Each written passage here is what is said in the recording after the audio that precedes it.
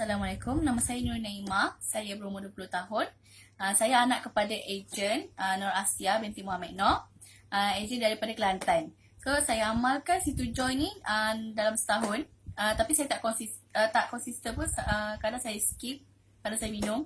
Dan saya ada penyakit skoliosis, itu tulang belakang saya bengkok dari saya umur 16 tahun lagi.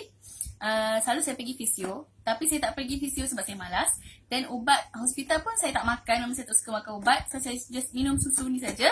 Alhamdulillah, lepas saya pergi check balik, saya punya tulang belakang tu dia punya peratus tak banyak.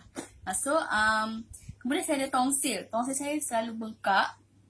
Lepas saya minum ni, saya punya tonsil dah surut. Alhamdulillah sekarang okey sangat-sangat. Dan dalam minggu lepas saya batuk. Mula saya batuk biasa. Dan lepas tu dalam 3-4 hari kemudian saya batuk berkahak.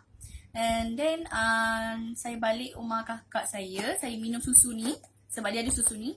Saya minum susu ni satu cecek saja. Dan saya rasa batuk saya dah berkurangan. Memang okey sangat-sangat. So, kepada siapa-siapa yang ada sakit apa semua, ikhtiharlah dengan produk ni. Sebab dalam satu kotak ni ada 25 secek. Dan satu secek ni bersamaan dengan 4 gelas susu. Memang kuatlah susu dia. So, cubalah.